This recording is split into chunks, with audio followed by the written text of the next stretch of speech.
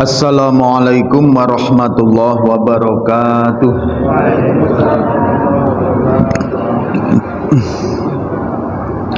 A'udzu billahi minasyaitonir rajim. Bismillahirrahmanirrahim. Alhamdulillahi rabbil alamin. Nahmaduhu wa nasta'inuhu wa nastaghfiruh. Wa na'udzu billahi min syururi anfusina wa min sayyiati a'malina. May yahdihillahu fala mudhillalah wa may yudlil fala hadiyalah. Asyhadu an la ilaha illallah wahdahu la syarikalah wa asyhadu anna sayyidana Muhammadan abduhu wa rasuluh. Allahumma sholli wa sallim ala sayyidina Muhammad wa ala alihi wa ashabihi wa man tabi'ahu bi ihsanihi ila yaumil qiyamah, amma ba'd. Yang kami muliakan para alim ulama, wabil khusus para guru-guru kita semua, kemudian para imam, para ustadz, para ustazah. Yang kami muliakan ketua pengurus masjid beserta dengan kepengurusannya, ketua majelis taklim beserta dengan kepengurusannya, dan yang kami banggakan bapak-bapak ibu semua yang alhamdulillah istiqomah hadir dalam pengajian rutin setiap hari Ahad di Masjidul Firdaus. Semoga kedatangan kita semua dalam majelis ini menjadi asbab ridhonya Allah kepada kita, amin. Dan semoga nanti ini menjadi sebuah perkumpulan yang kita akan dikumpulkan kembali di surganya Allah Subhanahu wa ta'ala, amin ya rabbal alamin. Dalam kitab Duratun Nasihin itu ada satu riwayat bahwasanya ketika seseorang di surganya Allah, dia akan mencari teman yang dulu bersama-sama ketika bertakwa kepada Allah. Maka tatkala dia keliling surga enggak menjumpai temannya, dia bertanya kepada Allah, ya Allah, dulu saya di dunia pada saat melakukan aktivitas ketakwaan kepadamu selalu bersama dengan fulan bin fulan, tapi sekarang dia kok belum ada di surga, saya cari-cari kok belum ketemu, di mana dia ya Allah? Maka kemudian Allah SWT menjawab, wahai hambaku, temanmu yang kamu tanyakan itu sekarang masih di nerakanya, di nerakaku. Kalau begitu ya Allah, aku minta agar temanku tadi dihadirkan di surgamu ini ya Allah, saya rindu kepadanya. Maka asbab doa dan permintaan hamba tadi, orang yang masih di dalam nerakanya Allah dimerdekakan oleh Allah, diambil oleh Allah Subhanahu wa ta'ala, kemudian dimasukkan ke dalam surganya. Maka nanti ketika kita di dunia ini alhamdulillah bersama-sama dalam majelis taklim seperti ini, besok kalau ibu-ibu atau bapak-bapak dulu yang di surga kok belum jumpa saya, tolong ditanyakan kepada Allah, ya Allah, Ustadz Fauzi kemana ya Allah? Nah gitu. Kalau saya duluan, saya juga akan menanyakan bapak ibu semua, ya Allah, jamaah pengajian subuh hari Ahad Masjidul Firdaus di mana ya Allah? Nah kan gitu Pak. Sehingga kita saling menanyakan kepada Allah, sehingga nanti Allah memasukkan kita dan kumpulkan kita di surganya Allah Subhanahu wa ta'ala, amin ya rabbal alamin. Nah hadirin yang dirahmati oleh Allah, marilah kita bersyukur atas segala nikmat, rahmat, hidayah yang Allah Subhanahu wa ta'ala berikan kepada kita.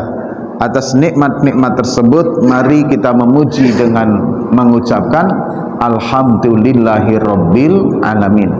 Salam dan sholawat mari kita haturkan kepada junjungan kita Nabi Agung Muhammad sallallahu alaihi wasallam. Allahumma sholli ala sayyidina Muhammad wa ala ali sayyidina Muhammad. Bapak Ibu yang dirahmati oleh Allah Subhanahu wa ta'ala, ada satu kisah dalam kitab Minhajul Abidin.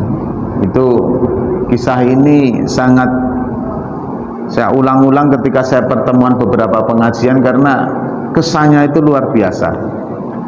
Jadi kisah itu begini Pak, ada seorang abid.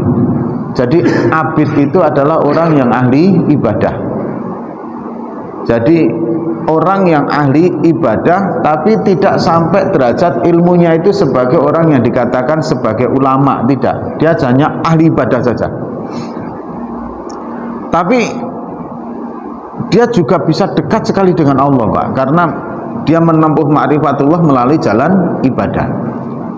Jadi abid ini ibadah terus menerus sehingga suatu saat dia itu berdoa kepada Allah begini, ya Allah, saya minta kepadamu untuk jumpa dengan iblis. Ini doa kan nggak main-main, Pak. Jumpa dengan iblis. Kita ini dengan hantu difabel aja takut, ini mintanya dengan iblis. Karena kalau kita tengok kan hantu di Indonesia itu rata-rata difabel ya, Pak ya.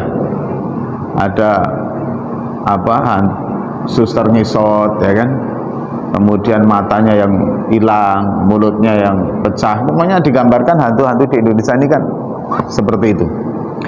Nah, dia minta ketemu dengan iblis. Ya Allah, jumpakan kami dengan iblis, kata dia. Ketika seorang ulama mendengar, dia menasihati begini, jangan, kamu nggak usah minta berdoa ketemu dengan iblis, minta saja keselamatan, selamat dunia, selamat akhirat, selamat badan, selamat iman, selamat amal, pokoknya selamat semuanya. Minta keselamatan aja kepada Allah. Orang itu kalau sudah minta selamat itu kan beres toh, Pak. Bapak, Ibu minta apapun di dunia ini kan asal selamat itu insya Allah sudah beres. Selamat ekonominya, selamat keluarganya, kan begitu, Pak. Tapi abid ini tetap saja minta kepada Allah, minta ketemu dengan iblis, sehingga akhirnya doa itu ternyata dikabulkan oleh Allah. Jumpalah abid tadi dengan iblis laknatullah alaih. Begitu jumpa ternyata maksudnya ada maksud baik yang ada dalam abid tadi. Ya iblis, engkaulah yang membuat manusia ini dikutuk oleh Allah, sehingga manusia itu ada yang terpeleset melakukan kemaksiatan, manusia ada yang terpeleset melakukan perbuatan dosa. Aku bunuh kamu saat ini juga, kata si abid tadi, Pak. Ternyata dia ingin menyelamatkan umat manusia dengan membunuh iblis. Apa jawab iblis? Wahai abid, seandainya aku tidak tahu kalau kamu akan hidup 100 tahun, di umur 100 tahun kamu akan mati, niscaya hari ini juga aku akan membunuh kamu. Ini kata-kata kalimat iblis. Karena iblis itu sering mencuri dengar takdir-takdir seseorang yang Allah turunkan untuk orang tersebut. Nah, iblis tadi ngomong, seandainya aku tidak tahu kamu akan mempunyai umur sampai 100 tahun, niscaya aku bunuh saat ini. Nah, kemudian iblis pergi, Pak. Akhirnya abid ini balik, Pak. Sampai di rumah dia terngiang-ngiang terus apa perkataan iblis tadi. Iya ya, iblis tadi ngomong, seandainya aku tidak tahu kalau kamu akan sampai umur 100 tahun, niscaya aku bunuh. Berarti aku ini, kata dia, umurnya sampai 100 tahun gitu loh. Diingat-ingat, di otak-atik, dipikir-pikir, oh iya berarti umur saya 100 tahun. Iblis kan sering nyuri kabar takdir dari Allah. Waduh, berarti umur saya ini 100 tahun nantinya, kata si abid. Kalau begitu, mumpung saya sekarang masih muda, masih jauh dari 100 tahun, saya akan puaskan dulu nafsu saya. Maka mulai saat itu dia tinggalkan ibadah, mulailah bermaksiat, Pak. Dia pikir nanti kalau sudah dekat 100 tahun baru bertobat gitu loh. Akhirnya segala kemaksiatan dia kerjakan. Ya perzinahan, ya perjudian, pokoknya segala tetek bengek yang membuat nafsunya terpuaskan, dia jalani, Pak. Pada suatu hari, tatkala dia asik dalam kemaksiatan, tiba-tiba Israel datang, Pak. Nah, kemudian alhamdulillah, ketika Israel datang, assalamualaikum, waalaikumsalam. Siapa kamu? Aku Israel, kata Israel. Ada apa? Aku diutus oleh Allah Subhanahu wa taala untuk mencabut nyawamu hari ini juga. Kaget abid tadi, Pak. Katanya aku ini akan hidup sampai 100 tahun. Kenapa hari ini aku dicabut nyawanya? Loh iya, ini perintah Allah. Enggak, tunggu dulu. Katanya aku sampai 100 tahun kok hari ini dicabut. Kata siapa? Kata malaikat Israel. Kata abid itu, kata iblis. Kata iblis, saya akan hidup 100 tahun lagi, akan di umur 100 tahun baru meninggal. Maka kemudian Israel menjawab, lah iblis omongannya kok dipercaya? Selamanya iblis itu akan tetap menjerumuskan manusia. Kamu telah tertipu oleh iblis sehingga kamu menggampangkan pertobatanmu, sehingga kamu berada dalam kemaksiatan. Dicabutlah nyawa orang tadi dalam keadaan maksiat kepada Allah. Naudzubillahi min dzalik. Nah hadirin, ini kisah kayaknya sepele, tapi maknanya dalam sekali Pak. Bahwa yang pertama, apapun bentuknya, apapun jenisnya, walaupun nampaknya itu hal yang kebaikan, iblis tetap saja akan menjerumuskan kita ke dalam lembah-lembah kesesatan. Kemarin kita sudah membahas bahwa ada beberapa langkah-langkah iblis yang digunakan oleh iblis untuk menjerumuskan manusia. Yang pertama, iblis itu akan menutup hati kita, hati para hamba Allah, hati pintu manusia untuk menerima kebenaran akidah bertauhid kepada Allah Subhanahu wa taala, untuk menerima Islam. Itu dulu yang pertama. Kalau sudah nggak mau menerima Islam, selesai Pak. Nggak terima akidah Islam, selesai. Nggak percaya, nggak menyembah Allah, selesai Pak. Itu berbuat kebaikan apapun, tauhidnya salah ya tetap tertolak Pak. Kemudian yang kedua, kalau sudah bisa menerima akidah, maka hadirin, iblis akan menjerumuskan manusia itu dengan males untuk taat kepada Allah Pak. Pokoknya mau taat itu males sekali Pak. Ya tadi, tertipu iblis yang kedua tadi Pak, yaitu menunda-nunda taubat, melakukan kemaksiatan terus-menerus sehingga taat itu males. Yang kedua, setelah ternyata alhamdulillah nggak mau maksiat, mau taat kepada Allah, sudah muslim, mau taat, tidak mau maksiat Pak, maka dalam taat itu hadirin sering digoda, dijerumuskan oleh iblis untuk cepat-cepat dalam aktivitas ibadah. Misalkan kayak gini Bu ya, kita ini lagi sholat, kemudian terpikir mau baca Al-Quran habis sholat, sehingga sholatnya itu agak dicepetin, karena habis sholat mau baca Al-Quran, habis baca Al-Quran mau berzikir, maka baca Al-Qurannya dicepet-cepetin Pak, demi untuk mengejar zikir. Itulah sebenarnya hakikatnya iblis laknatullah alaih, menjerumuskan manusia agar taatnya tidak sempurna Pak, maka dibuat keburu-buru, seakan-akan nggak ada waktu lagi, karena kedepannya kita akan melakukan aktivitas ibadah lainnya. Sholat sunnah juga begitu, keburu-buru, karena habis sholat sunnah itu mau melakukan zikirullah, zikir, habis zikir mau melakukan doa, sehingga zikirnya cepet-cepetan gitu Pak. Ini langkah iblis selanjutnya. Kemudian alhamdulillah kok fase itu kita bisa lalui, kata memang kita kadang buru-buru tadi Pak. Kemudian kita yakin bahwa nanti kan memang ada waktunya, saya sholat harus ya seukuran waktunya. Nanti habis itu walaupun akan baca Al-Quran tidak boleh kemudian terburu-buru dalam aktivitas ibadah.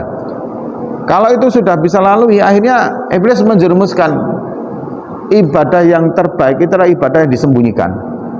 Maka alhamdulillah kita mulai ibadah disembunyikan Pak, tahajud diam-diam, sedekah diam-diam, bantu orang diam-diam, begitu seterusnya, sampai akhirnya kemudian pada saat kita berada di fase itu, melihat orang lain yang sholatnya nampak, kemudian sedekahnya nampak, kemudian apalagi aktivitas ibadah yang lain-lainnya nampak, maka dalam hati kita berpikir, masih lebih bagus saya daripada orang itu ibadahnya dinampakkan, sementara ibadah saya sembunyikan. Nah, merasa ujub dengan diri sendiri seperti itu Pak.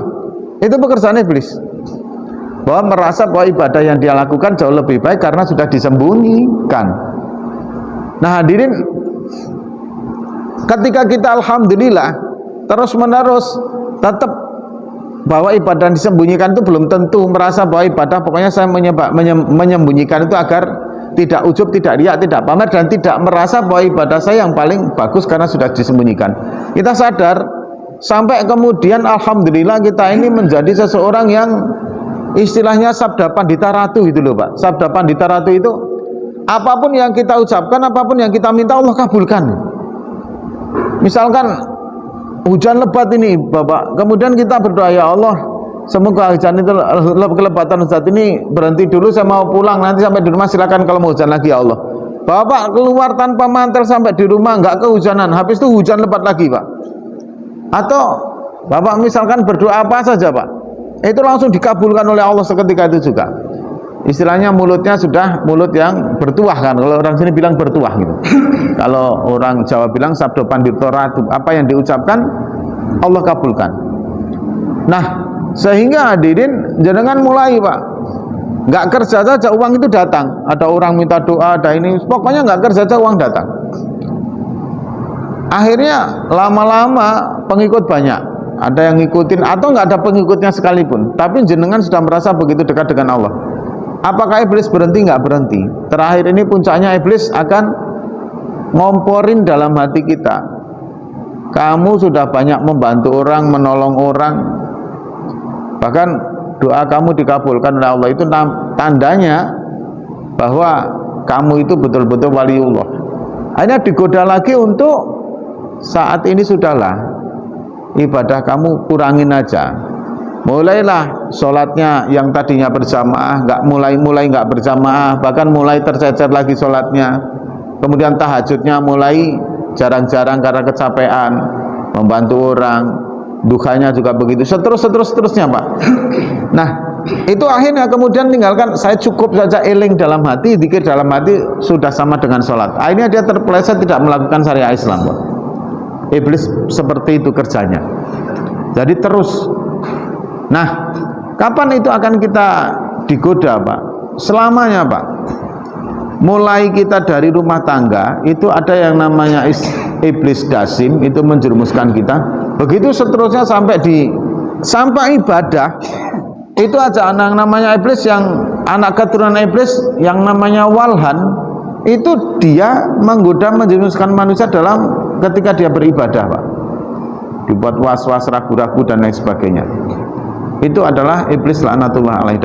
Jadi dalam segala bentuk dia akan terus menjerumuskan kita. Nah, inilah hadirin mengingatkan kembali kita tentang apa yang sudah kita bahas dulu, baik metode cara kerja iblis dan kemudian juga nama-nama iblis dalam tugasnya masing-masing. Kemudian hadirin, sebelum kita lanjutkan, marilah kita berkirim surat Al-Fatihah untuk sanak saudara kita di Palestina sana. Meskipun kita tidak bisa membantu apapun, tadi paling tidak doa dan kepedulian kita sesama muslim untuk saudara-saudara kita yang sedang memperjuangkan kemerdekaannya.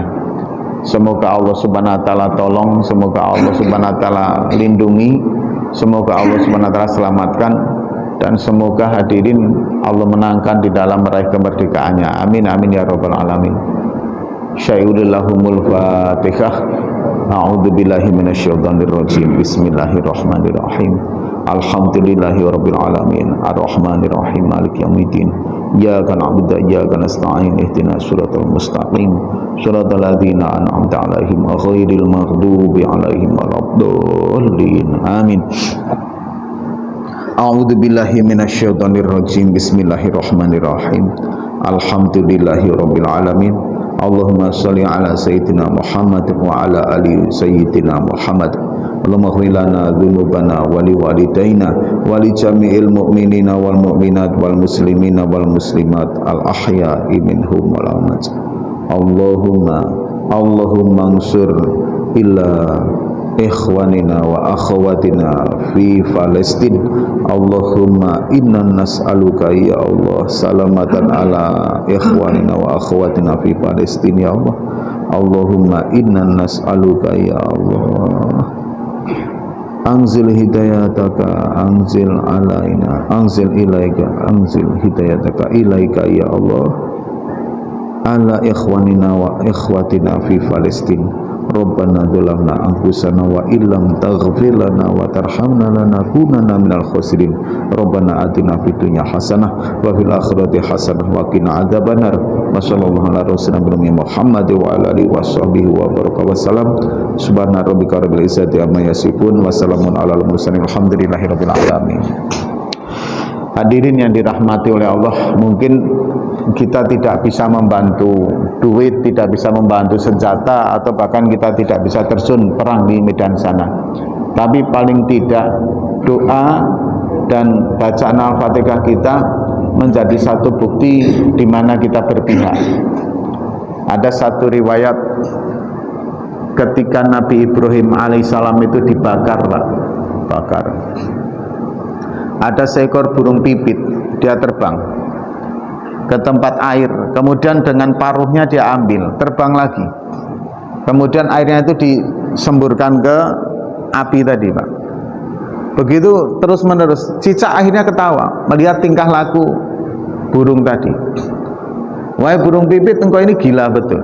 Api segede gitu kamu mau padamkan dengan air yang ada di paruhmu. Ya mana mungkin api itu akan padam. Apa jawab burung pipit? Aku tahu bahwa secara logikanya air yang akan semburkan ke apinya Nabi Ibrahim itu nggak bakalan madamin api itu. Karena berapa sih air yang bisa aku bawa dengan paruhku?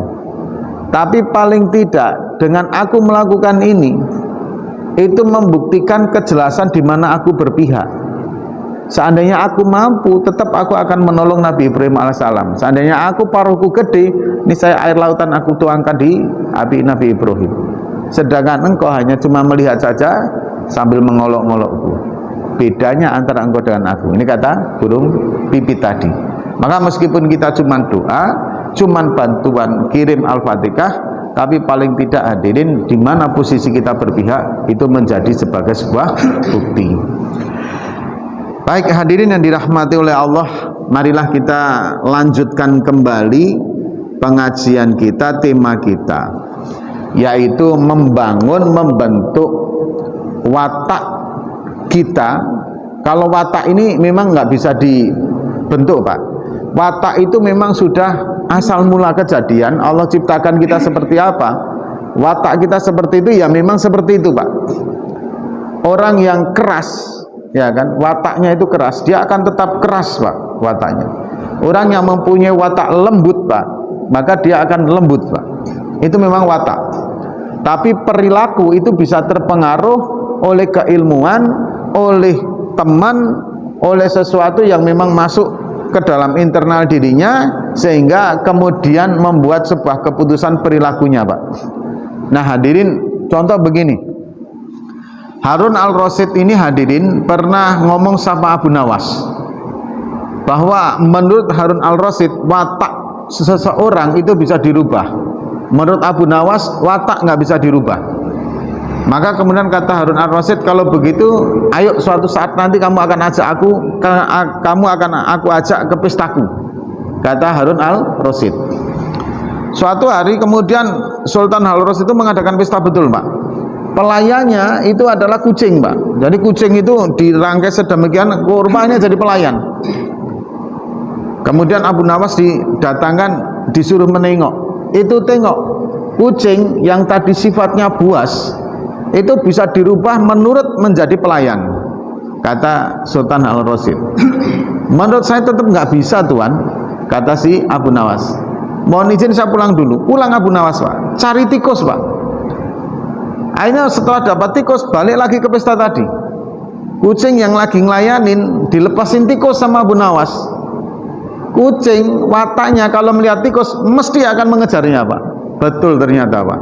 Begitu dilepaskan tikusnya, itu pelayan-pelayan saling berlarian mengejar tikus yang dilepaskan oleh Abu Nawas.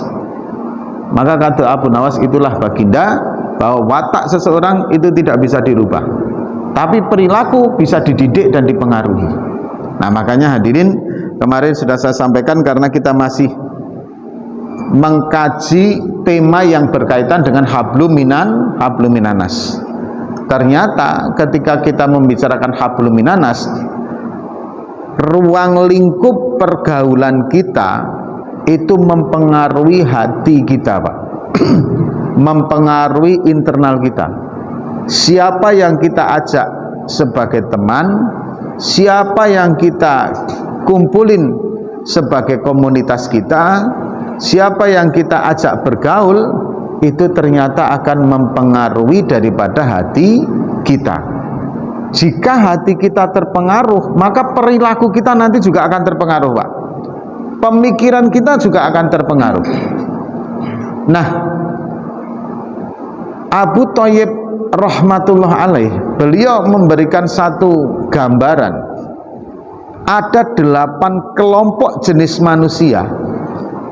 Apabila kita kawanin mereka dengan situasi dan keadaan mereka seperti itu, maka akan berpengaruh kepada diri kita.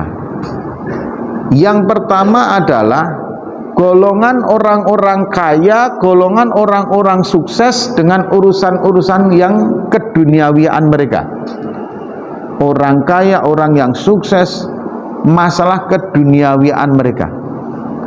Maka menurut Imam Abu Thayyib itu, beliau berkata, barang siapa yang bergaul dengan mereka, yang duduk-duduk dengan mereka, yang berkomunitas dengan mereka, maka hatinya akan Allah Subhanahu wa ta'ala tambah kecintaan terhadap dunia dan kesemangatan di dalam urusan dunia. Apakah ini buruk? Enggak buruk. Apakah ini jelek? Enggak jelek. Tergantung bagaimana subjek kita ini dalam memandangnya. Kalau kita ini hadirin pengen menjadi orang-orang yang sukses dalam bidang keduniawiaan, pilihlah pergaulan yang memang membantu jenengan untuk bisa sukses meraih itu. Misalkan begini, Bapak ingin mendirikan perusahaan, maka bergaulah dengan orang-orang yang memang sudah sukses dalam mendirikan perusahaan, Pak. Bapak pengen buka warung usaha kuliner, ingin sukses, bergaul dengan orang-orang yang sudah sukses usaha kulinernya, maka dia akan memberikan satu dorongan, satu semangat, motivasi, dan kemudian berbagai informasi yang membuat Anda sukses di situ, Pak. Kalau pengen sukses di dunia. Tapi hadirin, kalau bapak-bapak, ibu-ibu, atau kita semua ini tidak mempunyai satu tujuan yang berkaitan dengan urusan pribadi tentang masalah kesuksesan yang berkaitan dengan urusan dunia, malah justru sebaiknya hindari bergaul dengan orang-orang kaya, Pak. Kenapa hadirin? Karena kalau bergaul dengan mereka, kemudian kita melihat posisi kita, maka kita akan jauh dari rasa syukur dengan apa yang Allah bagikan kepada kita, Pak. Dampak efeknya kayak gitu, kurang bersyukur. Tapi kalau kita punya tujuan untuk membantu karir kita, bergaulah, Pak. Karena kita akan mendapatkan kemanfaatan di situ. Ini yang pertama. Yang kedua hadirin, ketika hati kita ini, Pak, manusia itu kan wataknya begini. Mohon maaf, ini wataknya begini. Allah beri banyak kenikmatan, sampai kenikmatan itu begini. Seandainya lautan itu dijadikan tinta, ranting pohon dijadikan pena, daun-daun itu dijadikan kertas untuk menulis nikmat yang Allah berikan kepada kita, itu semua habis. Tapi nikmat yang Allah berikan kepada kita belum habis, Pak. Kita bisa bernapas, kita bisa berkedip, kita bisa ngomong, kita bisa berjalan, kita bisa menggerakkan tangan. Bahkan tiap-tiap ruas tangan itu berbeda gerakannya. Pertumbuhan Allah stop sedemikian rupa sehingga kita tidak kesulitan dengan pertumbuhan kita. Itu semua nikmat semua, Pak. Sayangnya dari nikmat sedemikian rupa ini kadang hilang, hangus hanya gara-gara ujian kecil saja dari Allah, sehingga kita lupa bersyukur. Contoh, Pak, contoh begini. Dari rumah kita sudah pakai songkok, pakai baju koko, pakai sarung, sudah pakai minyak wangi pun nggak pakai sajadah. Tinggal mau berangkat saja, Pak. Pas mau ambil sandal, di depan nginjak tai ayam, Pak, kita. Ini kan nikmatnya banyak, cuman gara-gara nginjak tai ayam, itu mulut kita langsung sumpah serapahnya kemana-mana. Kurang ngajar, tai ayam. Ini ayam milik siapa? Kita ini yang ngomong nggak karu-karuan hanya gara-gara nginjak tai ayam. Nikmat yang tadi sudah sempurna hilang, Pak. Akhirnya kita jauh dari rasa syukur. Nah, dalam kehidupan juga begitu. Banyak nikmat yang Allah berikan, kemudian ketika diuji sedikit, kita sudah langsung mengeluh nggak karu-karuan. Padahal yang di bawah kita itu masih jauh lebih banyak daripada yang kita miliki ini, Pak. Maka bagaimana agar kita itu wujud rasa syukur kita dalam hati dan ridho dengan pembagian Allah Subhanahu wa Ta'ala, pembagian dari Allah kepada kita, apapun yang Allah bagi kepada kita agar ridho, Pak. Maka bergaullah dengan orang-orang fakir, berkumpullah, lihatlah orang-orang fakir, orang-orang yang secara nilai kenikmatan duniawinya di bawah kita. Insya Allah dengan melihat mereka, Pak, kita akan bersyukur, Pak. Yakin akan bersyukur, Pak. Dan akan ridho dengan apapun yang Allah berikan kepada kita. Maka ini untuk membentuk karakter yang mensyukuri atas seluruh nikmat yang Allah berikan kepada kita. Bergaulah dengan orang-orang yang nilai kenikmatannya secara kacamata keduniawiaan di bawah kita. Kemudian hadirin yang dirahmati oleh Allah Subhanahu wa Ta'ala, yang ketiga begini, Pak. Kadang hadirin, kita ini menemukan satu jenis orang yang tingkahnya itu agak over gitu loh, Pak.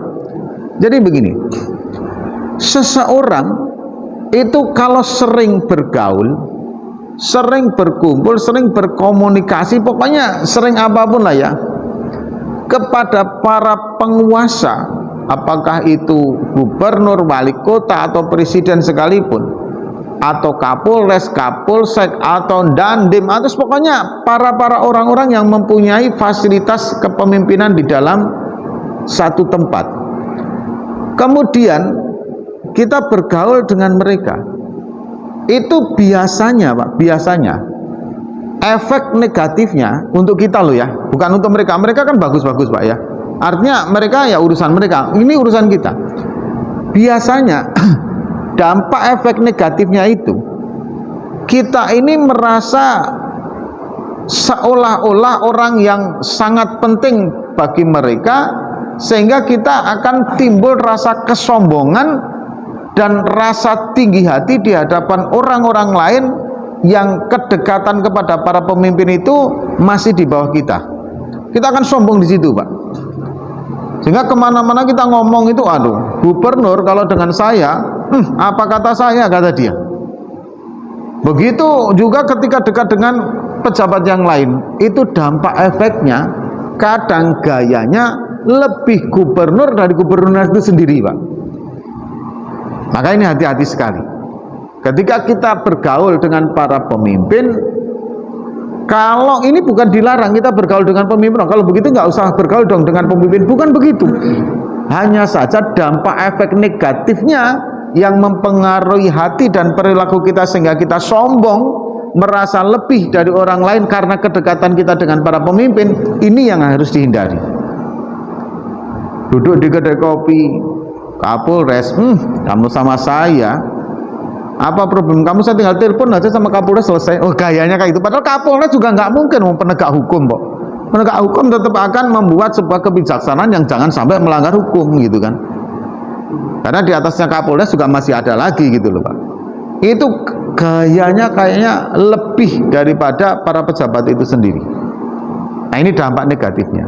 Maka ketika kita bergaul dengan para pembesar, para orang-orang yang mempunyai kepemimpinan dalam satu instansi dan lain sebagainya, hati-hati jangan sampai kita terdampak efek negatif mempunyai rasa kesombongan seperti itu.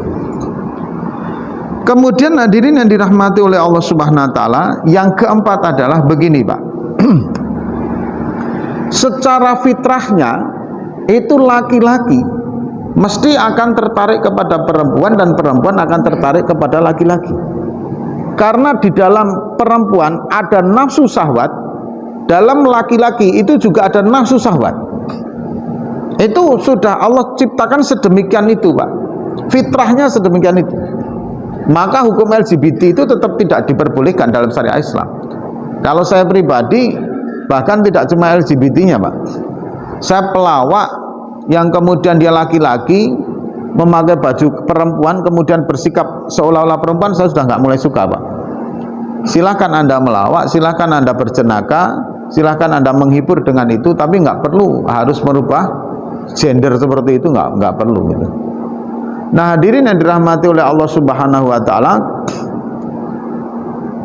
ketika kita ini sering bergaul di dalam majelisnya para perempuan, ada laki-laki kok bergaul dengan majelis-majelisnya kaum perempuan, itu dampak efek negatifnya akan muncullah pikiran, muncullah halusinasi dia, angan-angan dia, dan kemudian pembicaraannya mesti akan berbau nafsu syahwat, mesti begitu. Kalau tidak percaya, misalkan ada seorang biasanya di pesta pernikahan, kemudian di kerja bakti, pokoknya ketika antara laki-laki kumpul dengan perempuan-perempuan di majelis perempuan itu pembicaraannya awal-awal normal, Pak, tapi lambat laut mesti akan nyerempet sesuatu yang berbau seksualitas. Nah ini hati-hati. Itu laki-laki bergaul dengan majelis perempuan, apalagi kalau laki-laki kemudian sudah berdua-duaan dengan perempuan, itu mesti seperti itu, akan muncul pemikiran-pemikiran yang ada kaitannya dengan seksualitas. Maka perlu hindari ini. Dalam Al-Quran, zina saja, bukan zina saja yang diharamkan, tapi takrobu zinanya juga diharamkan. Ini kalau kita sering bergaul dengan kaum perempuan, akan muncul satu sikap pemikiran yang nanti berbau nafsu syahwat. Nah 4 ini sudah kita bahas di pertemuan yang lalu. Sambungannya hadirin yang dirahmati oleh Allah Subhanahu wa ta'ala, seseorang itu apabila sering bergaul, berteman dengan anak-anak, maka dia akan tersibukkan dengan waktu-waktunya akan habis dengan permainan belaka gitu loh, main-main saja. Kalau nggak percaya Bapak, kalau sudah punya cucu, kemudian dalam satu hari Bapak waktunya dihabiskan dengan cucu, itu mesti kan satu hari itu hanya main-main saja, Pak. Walaupun itu pun nggak jelek gitu loh. Kalau begitu jelek dong, enggak juga gitu loh. Karena paling tidak dengan hal itu kita sudah terhindar dari kemaksiatan. Coba kalau kita duduk di kedai kopi bersama kawan-kawan, kadang ini Pak ya, bisa sampai terseret kepada omongan ghibah kan gitu. Tapi kalau dengan cucu kan sampai kita menyayangi itu, bentuk rasa kasih yang kita curahkan itu pun membuat sebagai sebuah aktivitas ibadah juga, Pak. Hanya saja waktu kita akan habis hanya untuk main-main gitu loh. Pokoknya ketika kita sering bergaul dengan anak-anak, di kampung juga gitu. Kalau kita sering bergaul dengan mereka, mesti ujung-ujungnya nanti waktu kita akan tersita habis hanya untuk main-main saja, Pak. Seperti itu. Ini apabila bergaul dengan anak-anak. Dampak efeknya kepada perilaku kita dan umur kita seperti itu. Kemudian yang selanjutnya adalah bahwa ketika kita bergaul dengan orang fasik itu Pak, orang yang meninggalkan sholat dengan sengaja itu udah fasik Pak. Kemudian orang yang berperilaku dosa kecil tapi terus menerus itu juga fasik. Orang yang berperilaku dosa besar itu fasik. Penzina, penjudi, pemabuk itu fasik. Nah hati-hati sekali bergaul dengan mereka. Kenapa hadirin? Karena begini, orang yang bergaul dengan perilaku kemaksiatan itu biasanya akan terpengaruh sehingga hatinya akan muncul satu sikap ngentengin masalah perbuatan dosa dan akan menunda pertobatannya, Pak. Contoh gini Pak, Bapak ahli masjid gitu kan, ini nggak jelek nggak? Diajak orang-orang yang memang sering bermain-main dengan perempuan gitu. Awal-awal Bapak diajak ke karaoke misalnya, karaoke yang nggak bener ya, Bapak nolak. Oh enggak lah, namanya juga bukan dunia saya itu. Tapi dia ngajaknya sering karena Bapak juga akrab dengan dia. Akhirnya lambat laun Bapak nyoba, ya udahlah kapan-kapan, tak enak juga kamu ngajak terus-menerus. Akhirnya mau Pak sekali. Begitu Bapak mau sampai di situ kaget, kok kayak gini ya situasinya ya? Pada joget-joget laki-laki perempuan campur jadi satu, gak karu-karuan. Tapi mau pulang, bapak nggak enak juga, udah dibayarin dan sebagainya. Lama-lama bapak nungguin di situ. Lama-lama nanti ambil mic, nyanyi dong, nggak bisa, nyanyi dong, nggak bisa. Akhirnya nyoba-nyoba, udahlah yuk kita bareng-bareng ambil mic-nya tuh. Akhirnya bapak bareng-bareng nyanyi. Lambat-lambat laun bapak menikmati itu. Akhirnya lama-lama ikut joget. Habis ikut joget ya udah. Akhirnya lama-lama ya sudah pak, masuk ke situ. Ada sesuatu hal yang kemungkinan kita ini akan meremehkan, bahkan kita berbuat dosa tapi ibadah pak. Dulu setiap dengar azan langsung ke masjid, dengar azan ke masjid. Suatu hari bapak ketemu kawan yang memang dia fasik pak, nggak pernah sholat gitu. Duduk di kedai kopi, ngobrol, azan ya kan, mau azan, pas mau berangkat gerimis mula pak ya kan itu. Akhirnya bapak duduk lagi, ya nanti dululah, tunggu dululah di sini nggak apa-apa, nanti kan waktu sholatnya masih panjang kan gitu pak. Akhirnya kita tidak terasa meninggalkan sholat berjamaah yang biasanya kita kerjakan. Begitu gerimis, lambat laun ternyata makin lebat pak gitu loh. Akhirnya bapak antara iya enggak, tunggu nanti reda, tunggu dulu, kalau sudah reda baru. Bagi dia meninggalkan sholat itu biasa, tapi bagi yang tidak terbiasa meninggalkan sholat ini kan risau sekali. Akhirnya bapak punya pikiran nanti sampai di rumah aja lah baru sholat. Akhirnya betul pak, hujan lebat sampai habis waktu sholat, jangan nggak sholat. Akhirnya kata kawan itu, kan nanti bisa dikodo di waktu yang lain. Dalam batin bapak, ini orang nggak sholat aja kok tenang aja, saya baru lepas satu hari kok sudah, lepas satu waktu aja kok susah sekali. Nggak apa-apalah, cuma satu kali kok, ini nggak sholat aja terbiasa, tenang aja kok. Akhirnya anda nggak sholat. Itu proses dari sedikit. Makanya kalau kata Pak Kiai saya itu pak, begini kata beliau, bagaimana hukumnya membaca Al-Quran di tepi kolam renang gitu. Nah kata Pak Kiai, orang itu kalau membaca di kolam renang, membaca Al-Quran di tepi kolam renang, awal-awal dia khusyuk, baca Al-Quran Bismillahirrahmanirrahim, khusyuk sekali. Di pertengahan sambil buka lembaran kertas, ngintip pula pak, nengok pula pak sebentar kepada yang paling berenang. Habis itu baca Al-Quran lagi, buka lagi, nengok lagi gitu. Lambat-lambat laut dia punya pikiran, kan nggak bagus ya baca Al-Quran kok sambil nengok orang berenang. Udahlah tutup aja lah Al-Qurannya. Ada yang tutup, nengok orang yang berenang. Lambat-lambat laun kok kayaknya enak juga ya berenang. Bapak lepas baju, lambat laun akhirnya ikut berenang semuanya pak. Tinggalkan ibadahnya, ikut berenang. Dampak ketika kita bergaul dengan orang fasik, itu kita akan terpengaruh untuk memandang bahwa sebuah dosa itu remeh. Dan tobat itu nanti mudah aja, tobat nanti kalau sudah mau meninggal tobat akan ditanya. Padahal kita nggak pernah tahu pak kapan kita meninggal. Ada yang pernah bertanya itu pak Ustadz, kapan manusia itu kan mati? Oh alam saya bilang, jangankan kok saya, malaikat pencabut nyawa saja nggak tahu kapan seseorang itu akan mati pak, kecuali setelah diperintah oleh Allah pak, baru dia mencabut nyawanya. Itu malaikat Israel pencabut nyawa. Cuman tandanya memang ada, yang dulu pernah kita bahas. Tapi kalau kapan waktunya nggak ada yang tahu. Jadi pertanyaan anak-anak sekarang ini memang karena zaman milenial pak ya, itu memang aneh-aneh. Ada yang bertanya gini, Ustadz, iya, malaikat Israfil itu kan malaikat yang bertugas meniup trompet, iya. Berarti kan sekarang sudah diciptakan belum Pak Ustadz? Ya sudah. Nah pertanyaan saya itu, sekarang malaikat Israfil kerjanya apa? Karena dia kan cuma kerja sekali saja, niup trompet. Ya saya jawab saja, malaikat Israfil sekarang lagi bersihin trompetnya. Ya kan? Ya kan saya juga nggak tahu kan gitu kan. Ya sekarang lagi bersihin trompetnya. Khawatir nanti kalau pas ditiup sumbang repot, makanya dia lagi bersihin. Oh begitu ya Pak Ustadz, ya kira-kira begitulah. Karena saya juga nggak tahu, Anda bertanya aneh-aneh kan gitu kan. Ya nggak mungkin saya temukan jawabannya gitu kan. Malaikat Jibril sekarang sudah nggak kerja lagi ya Pak Ustadz, sudah pensiun. Loh kok pensiun? Karena dia membawa wahyu. Sekarang malaikat Jibril sekarang sudah tidak turun lagi wahyu, berarti sudah pensiun dong. Ya, Dia tinggal menikmati masa pensiunnya memang sekarang, nunggu uang jaminannya sebenarnya.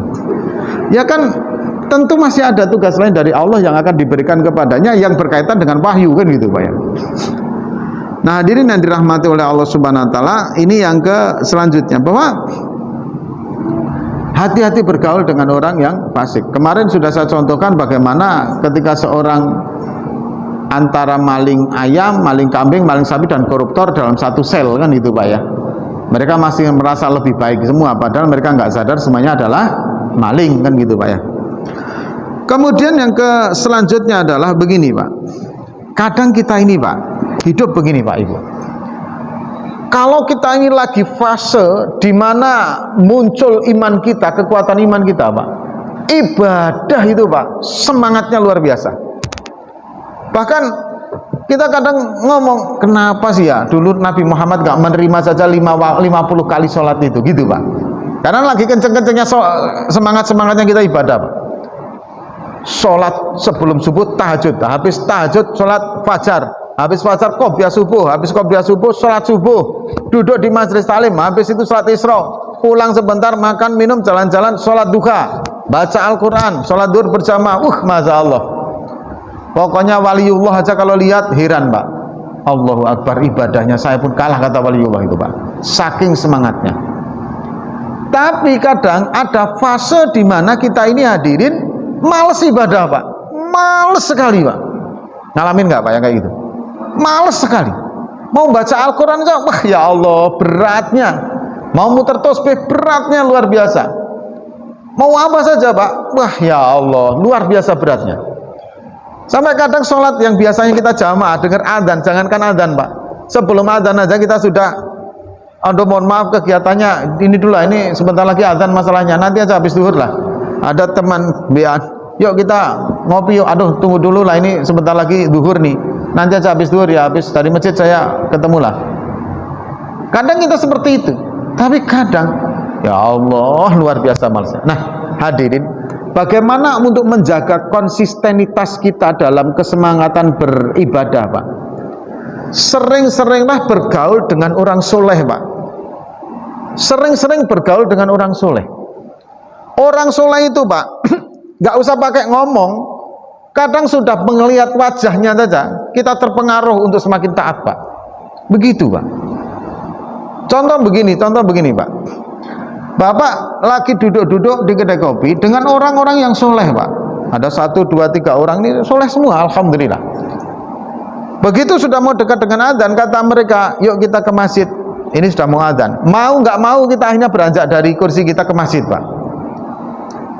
Ini kan baru mau adzan. Kalau kita datang nanti terlambat, kita nggak bisa qobliyah. Maka kita yuk datang sekarang bisa qobliyah. Masuk masjid Pak. Begitu sampai ke sini, kita ini kalau sholat sendirian jujur aja lah Pak. Kalau sholat sendirian tuh males sekali kalau mau sholat qobliyah, betul nggak Pak? Ya kan? Kalau sholat sendirian. Tapi begitu di masjid kumpul dengan orang-orang yang sholat qobliyah semua, mau nggak mau daripada kita cuma berdiri terngangak Pak, akhirnya kita juga ikut sholat qobliyah, terpengaruh Pak. Begitu seterusnya. Intinya Pak, kalau kita ingin konsistenitas ibadah kita terjaga, bergaulah dengan orang-orang soleh. Karena mereka aktivitasnya saja Pak, perilakunya saja sudah mampu menyeret kita Pak. Itu dasarnya perilaku orang soleh ini. Makanya hadirin, kalau orang soleh itu kita melihat wajahnya saja redup Pak, enak dipandang Pak. Kan ada satu konsep begini, ini katanya sih Pak ya, konsepnya begini. Kalau yang ini begini, orang ini kalau jiwanya baik, perilakunya baik, insya Allah wajahnya akan nampak lebih muda daripada usia yang sesungguhnya Pak. Hatinya ikhlas, sabar, nggak pernah marah, nggak sibuk dengan tipu muslihat, nggak sibuk dengan perjudian, nggak sibuk dengan apa saja, pokoknya kemaksiatan. Kemudian dengan tetangga, dengan teman saling sering membantu, memaafkan. Itu biasanya wajahnya insya Allah nampak lebih muda daripada seharusnya dengan usianya Pak. Kenapa? Karena jiwanya itu nggak tegang, jiwanya itu nggak terlalu stres, jiwanya itu nggak punya pemikiran untuk memburukkan orang lain. Tapi kalau ya sudah pemarah, kemudian dengan orang lainnya buruk, dengan orang lain juga sering berbuat jahat, itu biasanya wajahnya itu akan lebih tua daripada usia sesungguhnya. Nah, saya melihat jamaah di sini insya Allah wajahnya lebih muda daripada usia sebenarnya. Amin ya rabbal alamin. Bapak-bapak nampak lebih muda dari usianya, Pak. Ya, kan itu. Karena bapak-bapak baik semua, dengar azan ke masjid. Pak, orang yang dengar azan kok mampu ke masjid, itu insya Allah setan dalam dirinya itu hilang, Pak. Asli, Pak. Lu kenapa? Setan itu, Pak, dengar azan, saking takutnya dia lari terbirit-birit menuju ke WC-WC, ke toilet-toilet, sambil terkentut-kentut segede-gedenya agar jangan sampai dengar azan. Suara kentutnya itu biar mengalahkan azan, saking takutnya. Nah, begitu ada azan, Allahu Akbar, bapak ke masjid semua, berarti jin itu dan setan dalam dirinya itu sudah terbirit-birit semua, Pak.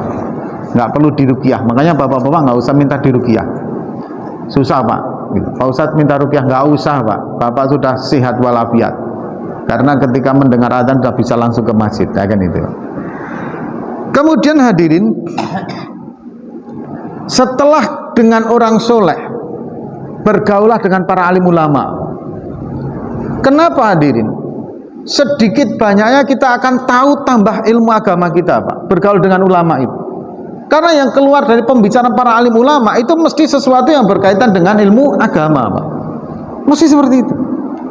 Nah, tapi Bapak pilihlah ulama yang memang sejalan, cocok dengan pemikiran Bapak. Kalau Bapak nggak cocok dengan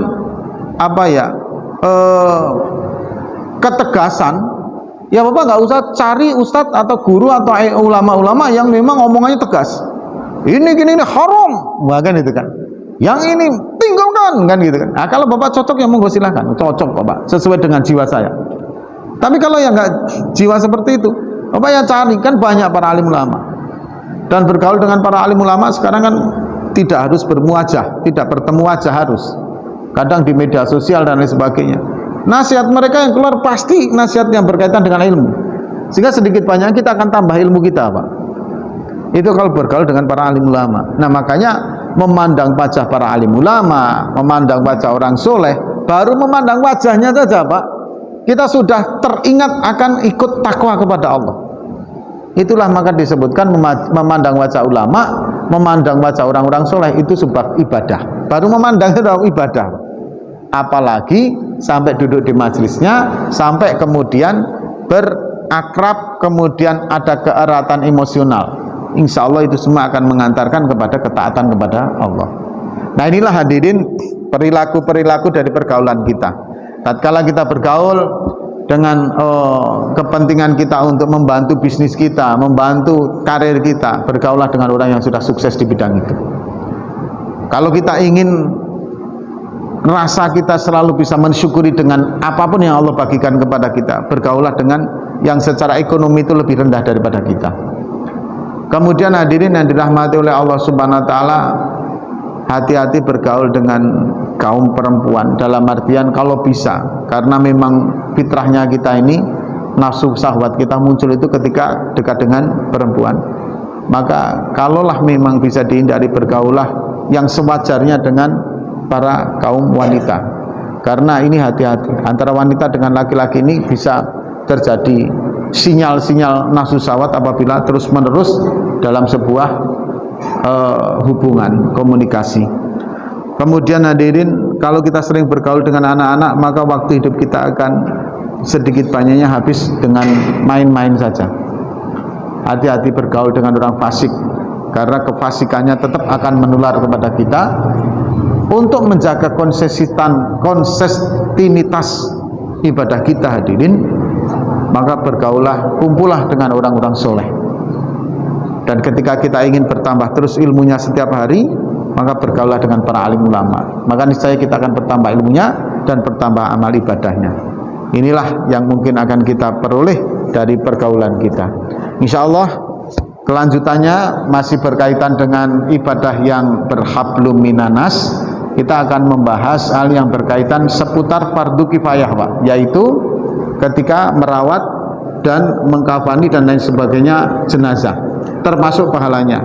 Ternyata barang siapa yang menggali kuburan untuk orang yang mau meninggal dunia, itu yang meninggal dunia, kita yang menggali kuburan, itu pahalanya sesungguhnya kita sedang membangun rumah kita di surganya Allah. Begitu seterusnya, Pak. Nah, ini insya Allah akan kita bahas di pertemuan selanjutnya. Semoga Allah pertemukan kita semua, amin ya rabbal alamin. Demikian dari kami, kita tutup dengan doa kifaratul majelis. Subhanakallahumma wa bihamdika asyhadu an la ilaha illa anta astaghfiruka wa atubu ilaik. Wassalamualaikum warahmatullahi wabarakatuh.